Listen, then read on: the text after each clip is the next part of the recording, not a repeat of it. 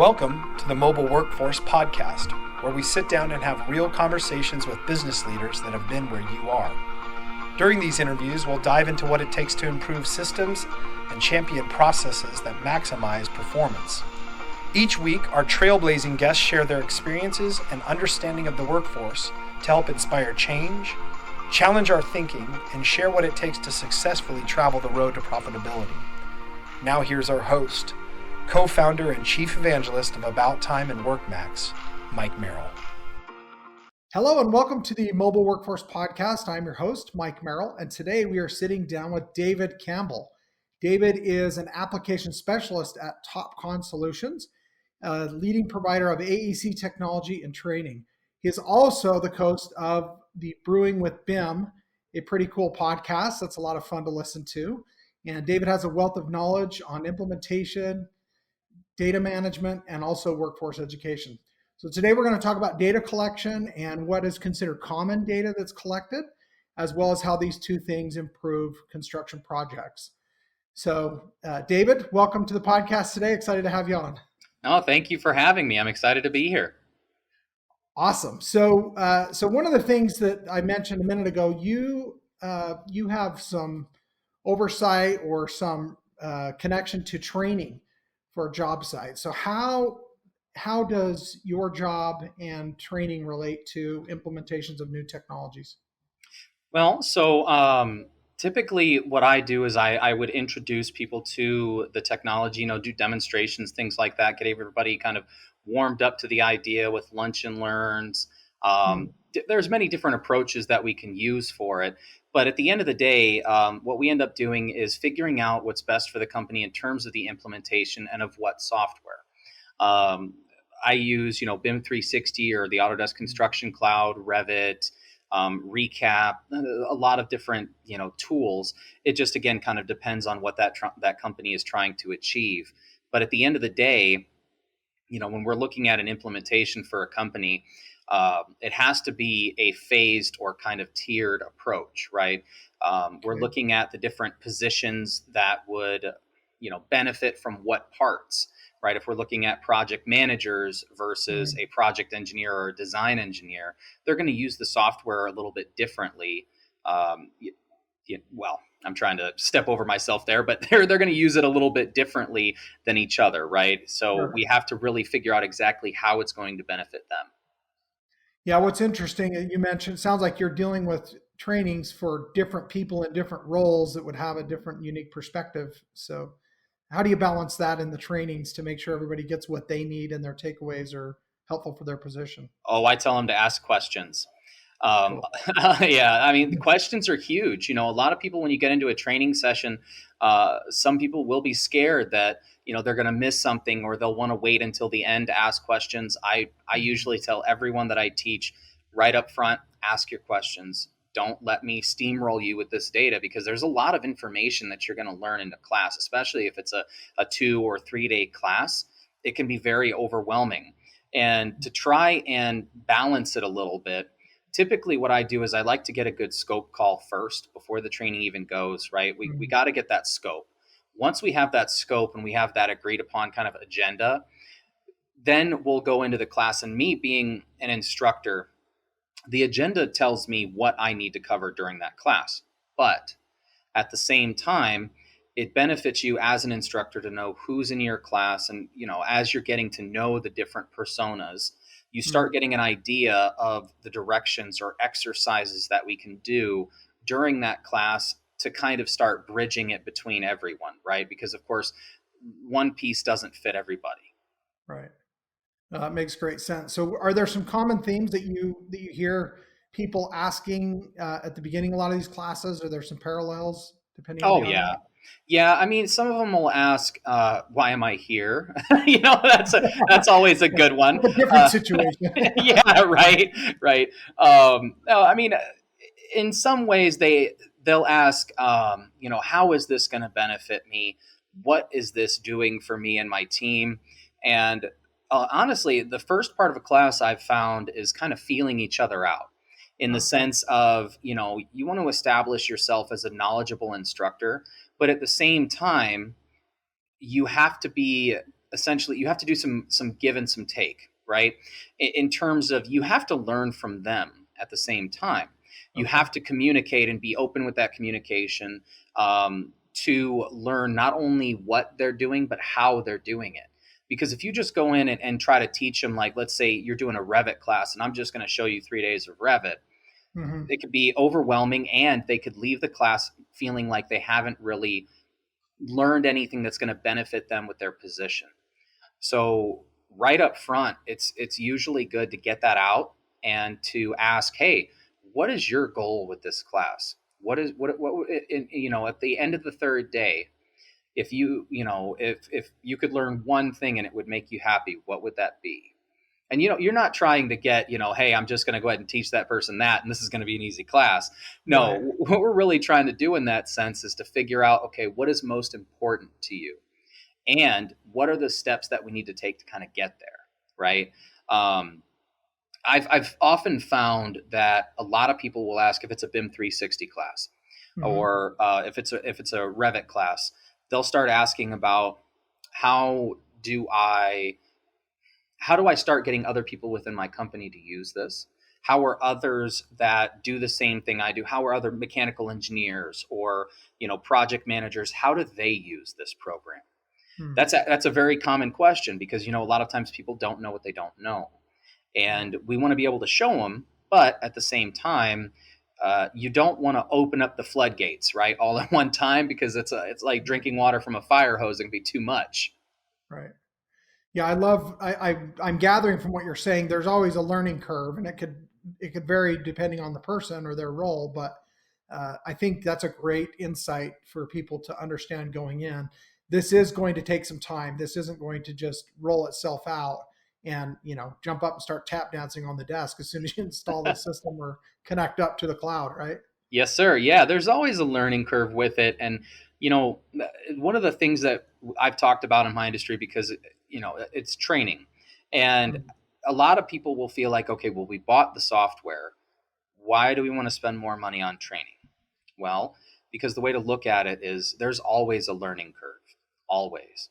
Mm-hmm. Now, there is a way to shorten that learning curve, but there's still going to be the curve, right? There's still going to be, after training, you have to take it and not only, think about what you learned in training, but translate in that into how you're going to use it every day. How are we going to use it on our projects? How are we going to use it? Are we going to start on the existing projects that we have today, or is this a future, like we have another project coming in that we want to go ahead and spearhead this on? And a lot of times I find that's very beneficial for companies to do in terms of starting with a new project, because it helps them find those little nuances that are kind of a pain, or the workarounds that they need to do, generate questions about how do we do this specifically. Mm-hmm. Because in that sense, it's not, if you're already in a project, usually it's everybody 100%. It's like a fire drill, right? We're trying to get it Mm-hmm. out. We're trying to get it done. But if you have some time with a new project coming up where you can slow things down a little bit, it's usually pretty beneficial to start there and then go ahead and figure out what, road bumps or speed bumps, let's say, what Yeah. speed bumps are kind of obstacles that you might approach and how to get around that. That's going to be part of the learning curve as well, right? It's fully implementing the software, but not just to a point of where you're using it. It's where you're Mm. using it and excelling with it. Okay. Yeah, I'm really hearing two different themes there. The first one is you really have to have a keen focus on that number one goal or what's most important for your role. And then number two, you have to have an open mind and be flexible to kind of take in what other benefits that you can add to that main goal. Would that be right? Yes, sir. Exactly. Yeah. Having an open mind is huge.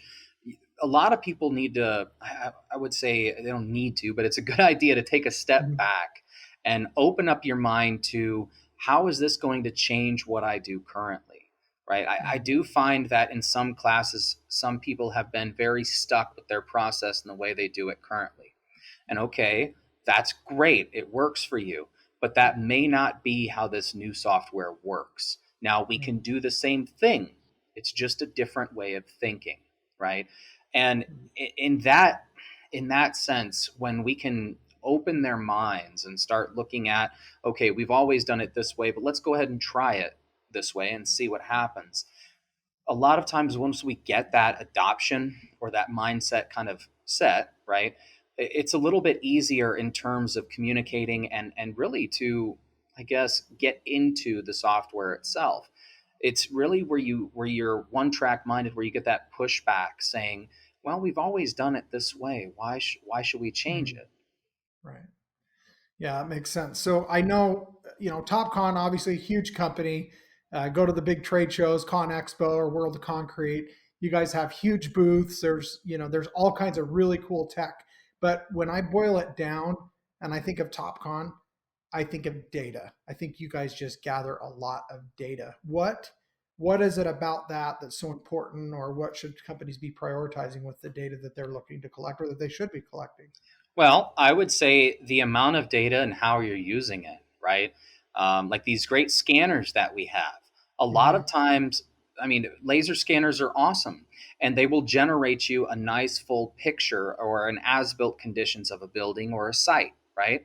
But a lot of times people will stop there. And the problem with that is you have all of this data that you can use in more ways than one, but you don't. In the sense of, if we can use it to generate surfaces, to know what our cuts and fills are going to be, or if we know that something existing needs to be moved, or we're going to reuse it in the actual model itself, having that data available to you, knowing where the pipes are running through your buildings or the utilities are coming in, different things like that, they're very beneficial to have. But kind of pushing it to that next level as well is making sure that everyone in that project has access to the data, right? That's going to be your biggest thing, is not only visualization into the project, but access, whether it's, I like to say my common data environment, right? That gives everybody that access point to find that data and to essentially dive into it and use it how they need to, because of course, different positions are going to translate that data differently. Well, yeah, and you're talking about all these different data types, and what comes to mind for me is I'm thinking, some, like a project manager, might need data on a daily basis to make sure the job's running smoothly, but maybe the HR or legal department, if you're a large enough company, they've got a whole different goal with this. This is all about reducing risk and liability. So that data may be far more critical in the end than the project manager's data, but it's only utilized when there's a problem. So I think understanding the importance of why, which you mentioned, is the key to all of this, right?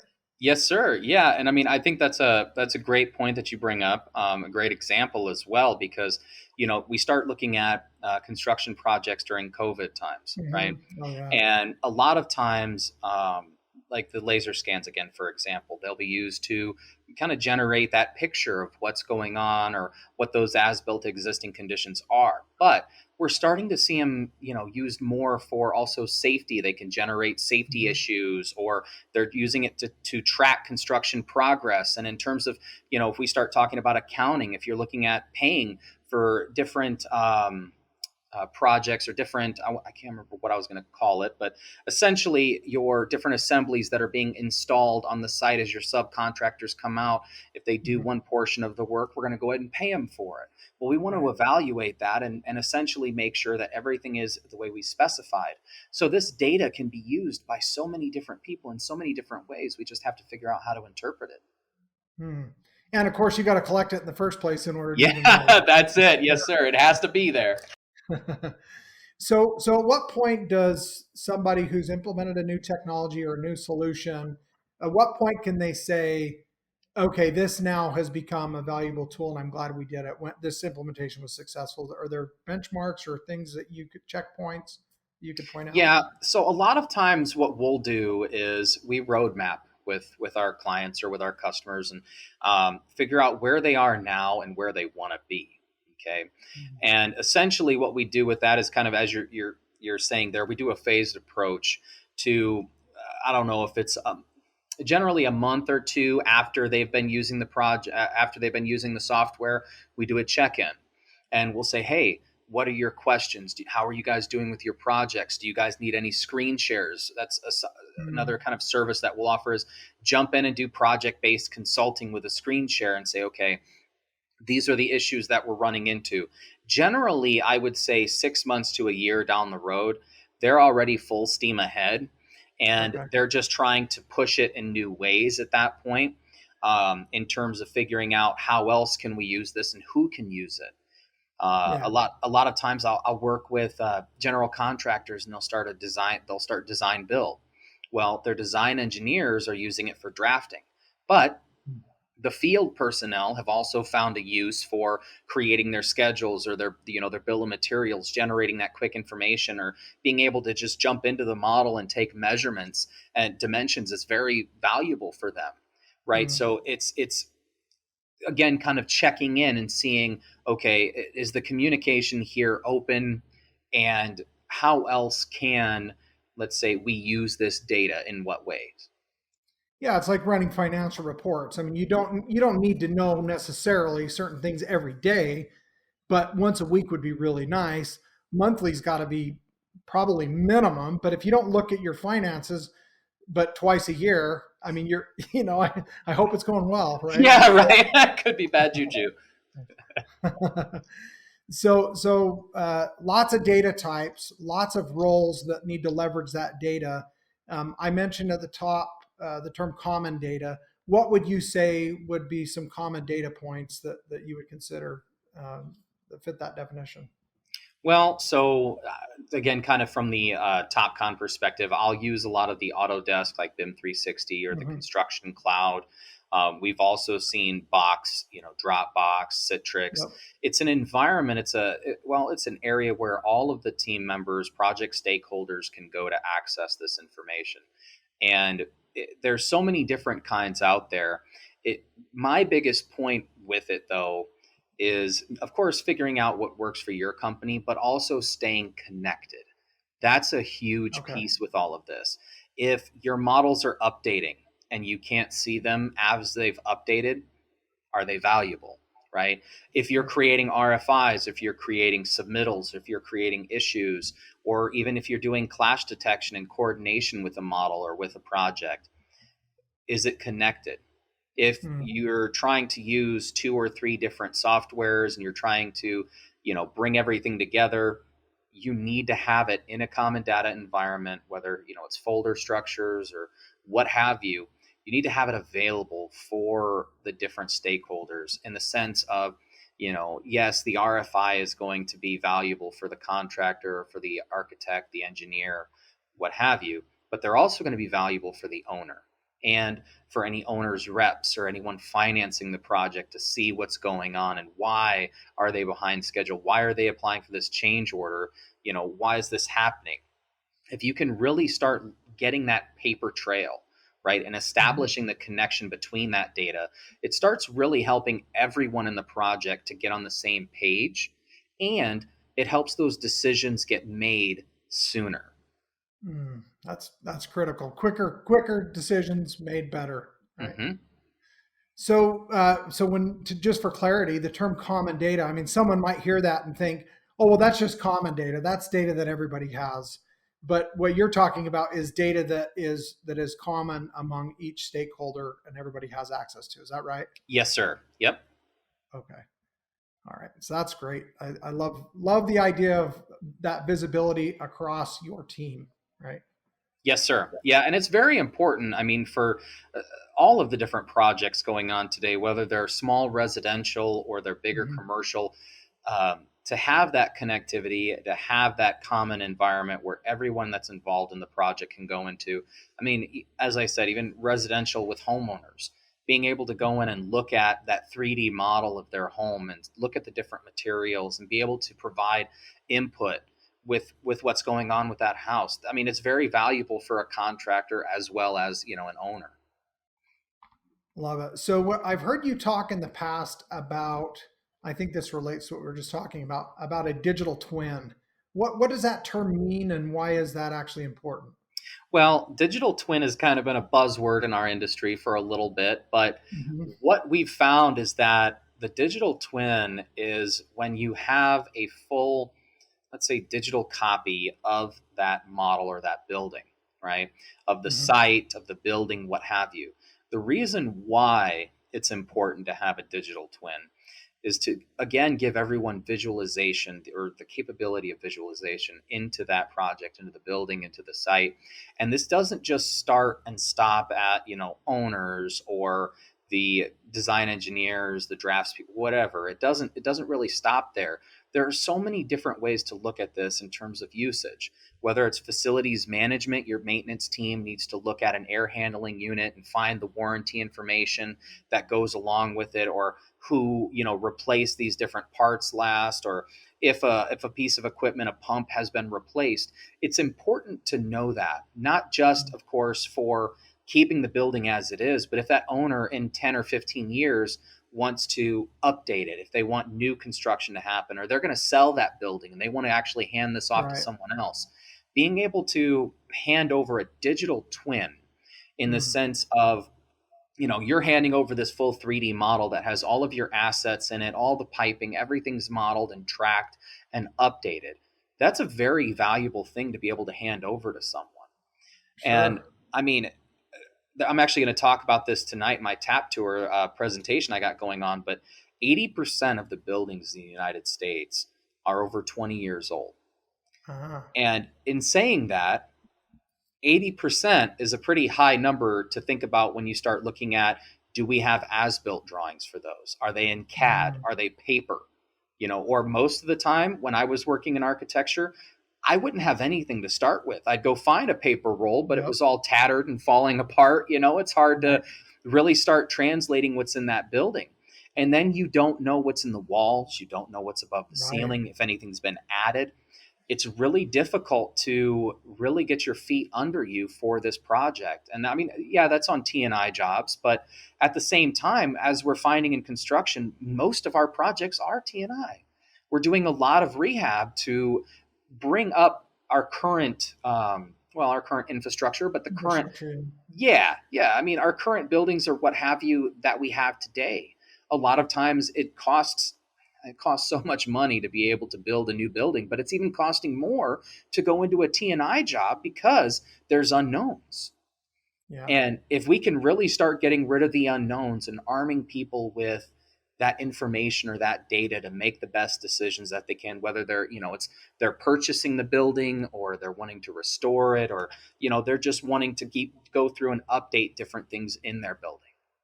Well, I've got to believe that if you're talking 20 years ago, I mean, we were just starting in business and collecting data on Palm Pilots, disconnected, no such thing as Wi-Fi, no Bluetooth even. Yeah. Yep. So I don't believe that 90% of the buildings that are 20 years old or older have anything digital other than maybe the blueprints. Yep. Right? Yep. So it's a great point you make, and very, very interesting statistic. So when you talk about T&I, just for the listeners that don't understand, what does that acronym refer to? Oh, essentially it's going into a building and rehabbing it, right? I call it T&I, but I cannot think of what the acronym exactly stands for, but I've always known it as restoring or rehabbing a building. Yeah, I can't for some reason I'm blanking out on that. Stop there. Yeah, that's it. But yeah, it's restoring or rehabbing an existing building. Okay, got it. So one of the things, of course, when I hear you talking about this sharing of data, we're talking about cloud technology, obviously. And I know that, this comes up a lot on our podcast and a lot of the other podcasts for construction and technology that I listen to. There's still companies out there that are resistant to the cloud or have concerns. Is there anything you would say to them that you feel like might resonate a little bit better than maybe some of the information that they've had in the past if they're still not a believer? Yes and no. I would say that, in some ways you're not going to change a person's mindset if they completely distrust it. Right. Okay. Now, I could tell you that most things are on like Amazon web servers, right? Okay. And at that point, hey, do you buy things from Amazon? Do you give them your credit card information? Do you trust Amazon to, hold your credit card information, deliver your stuff to your house and not end up taking everything that you have? Well, at the same time, I think it's becoming more and more standard, honestly, to use cloud processes nowadays, right? I mean, you're seeing companies like Bluebeam or Autodesk who are both actually hosting data on the Amazon web servers. Now, they've both actually been certified by, I can't remember exactly what the certification was. It was from the government. They've actually been certified. SOC 2 maybe compliance? Yes, actually, that is it. They've gotten that the compliance certification to host that data on their servers. Sure. So in saying that, it's secure. If the government is going to utilize it, it's secure. Well, okay. maybe on paper, right? Yeah, let's maybe take that one just back a little bit. But it's new, right? And let's say this: that the cloud technology itself is not as new, but pushing all of your data up to the cloud, it is this new idea that is really coming out big in the AEC industry because everybody wants to be kept up on the same page, right? Everybody wants to know that when this MEP model updates and they had a clash where one of my pipes was going through a column, has that been updated? If it has been updated, how did they update it? If this pipe was going through this HVAC duct, have they dropped it down? Have they put it over? We need to know what happened. So the fact that, I guess this is the other kind of point I wanted to make, is we need to look at how having that cloud connectivity benefits us at the same time, right? Because we're always doing that balancing act. Yeah. Yes, we want to make sure everything is secure. We have to. We don't want to leave anything out so it gets stolen. But we also want to make sure that it's going to be beneficial for us to use in a way that is going to better what we can deliver and better our turnaround times. Yeah, it's the old risk versus reward argument about making any decision. If the value of moving this direction is greater and the benefits are greater than the potential risk or the cost of staying the same, which what we know and we see, and I think most companies are understanding now, if you're behind technologically from your peers in construction, you're going to have a really hard time competing. Yes. Right? And especially when it comes to the workforce. You hand a clipboard to some kid that just graduated with a construction management degree out of college, and he's going to look at you cross-eyed and want to throw it back at you. He's not going to know what to do with it, right? No. Like, where's my iPad? Yeah, right. Yep. So back to, we talking about the cloud technology. We're talking about this T&I jobs having. I come to, in my mind, I come to think of a owner manual of your vehicle, right? I mean, something that you can reference back to as it relates to that building. So that would be an argument for the cloud. When there's an update, when there's been a rehab done, or when there's been new work completed or an addition, you've got that documentation of not just what, but when and why and how, so that when there's something else that needs to be done, you can reference back to that and have that most current information. Yes, sir. Love that. So what about avoiding unnecessary redesigns, or making something actually worse off after trying to improve it? Is there any track on that we can talk about? Yeah, actually, so kind of going back to where we were with the cloud technologies and weighing your benefits versus risk, right? In terms of redesigns, it's typically done when there's a breakdown of communication, right? Or there's a lack of communication. And what we're seeing with the push to the cloud is that it really is enhancing visualization, communication, and collaboration with different project teams and stakeholders. What we're seeing is that it actually gives us the capability to remove that need to go back for the redesign or that constructability review, because it's incorporated, right? Kind of tying back to my previous point of staying connected, right? If we can keep all of this data in a, let's say, a common data environment and keep it connected in the sense of knowing when the RFIs come up, knowing why they come up, or if there's an issue that's generated from the model, if we have someone that is knowledgeable, whether they're an engineer or a contractor that gets involved with this project, let's say sooner in the process rather than later, a lot of times they'll be able to generate that insightful, communication or those issues to say, hey, this isn't constructible, this isn't going to work like that. And if we can get to that point of where all those stakeholders are actively engaged in the project, in this environment, within this model to tell you, okay, this is where our current utilities are, this is where we're coming in, this is what we need, you're going to help. Because a lot of times in our industry, one of the biggest things, and you'll hear this complaint across the board, when you're going from architecture or let's say conceptual design or construction documents even over into what's actually going to be constructed, there is a big gap, right? A lot of times these construction companies will say, we have to redesign this model because the architect took it to, this level of detail, and they don't know how this building is going to be constructed. So we actually have to build our model to how it's going to be constructed, which is a huge waste of time and energy. And at that point, it's like, if we could get people involved earlier in the process to see what's going on and share or communicate that information, that knowledge that they have, right? These drafts people may not know exactly how it needs to be built, but if you can get that contractor or that engineer involved and to say, I'm looking at you at your drawings as you're going through detailing, and I notice something, let's go ahead and bring up an issue there and say, hey, this isn't how it's done. I'm going to send you a drawing with, even if you hand draw it on a napkin, you could draw something up in Bluebeam with some lines and some symbols, right? Just to be able to give them the insight or that visual into how it's supposed to be done. It benefits everyone involved, and especially the project.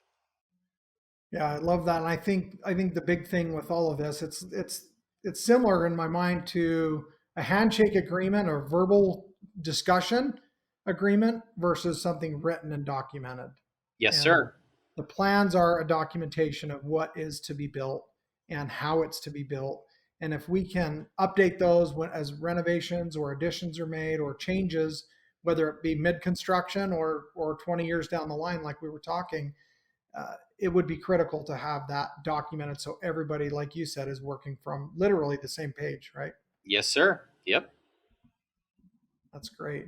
So a couple of quick, more personal questions. So what's something that you are most grateful for in your professional life? That's a good one. I am grateful for the opportunity to really get out and work with so many different people and so many different personas from the construction industry. I've been very grateful to work with, big companies out in the Pacific Northwest to, big companies in Indiana.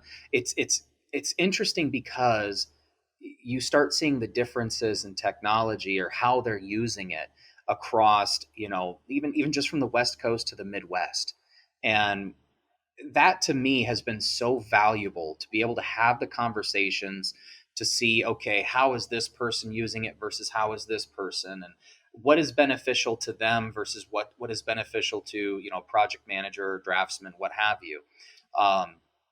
I've been grateful to be involved with this technology as it really builds, I guess, on my passion for construction. I love construction and I do love helping people.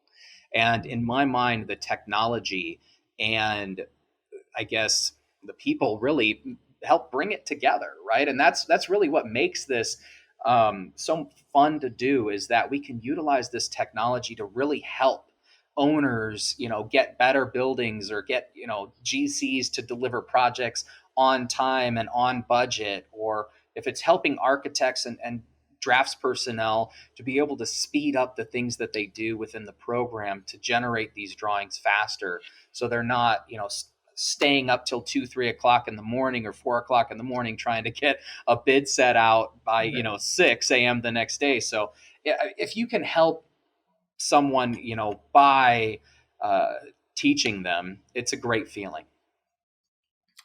Cool. Yeah, giving back, right? Yep. Adding. All right. One more question. So what is David Campbell's superpower?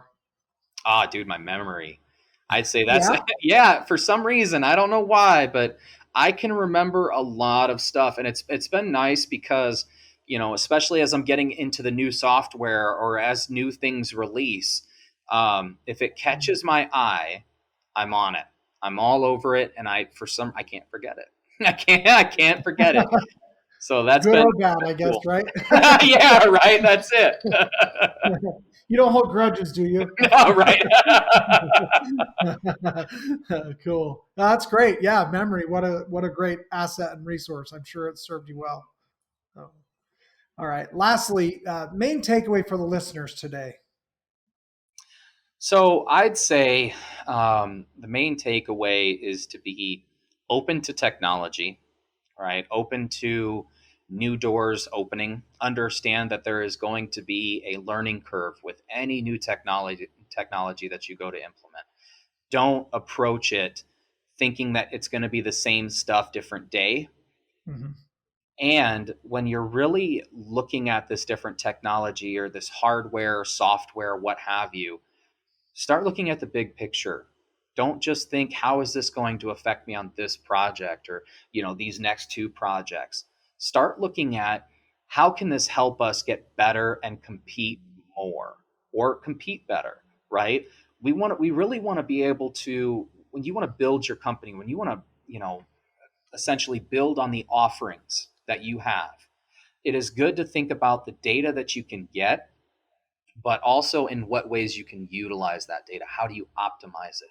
Whether it's taking a scan and sending it through, verification, or it's scan to BIM where you're creating a BIM model from the scan, or, even if it's safety, positioning, or, accounts payable, whatever it is, figure out how anyone in your company can utilize it. That's going to be a huge key for you, is not just looking at, let's say, the construction of it, right? Because construction is so much more than just building the building. It's paying for that building. It's making sure the utilities are good. It's making sure all the coordination is done. There's so many different pieces that go into it. Start looking at how, this can help you as a whole, not just one department, as a whole. Well said. I love that. That's great. Well, thank you so much for this insightful and enjoyable conversation today, David. I really enjoyed talking with you and having you on. Yeah, guys, thank you so much for having me on. And thank you very much. It was a great conversation, and I look forward to continuing working with you guys. Sounds great. Well, we'll definitely connect up again down the road. So, all right. Thank you to the listeners also today for joining David and I on the Mobile Workforce Podcast, sponsored by About Time Technologies and WorkMax. If you enjoyed the conversation that David and I had today or gained some valuable insights, please rate and review the episode as well as the podcast generally. And of course, as always, share this with your friends and colleagues. After all, I know I can speak for David and also myself in stating that not only do we want to help you improve your business, but your life.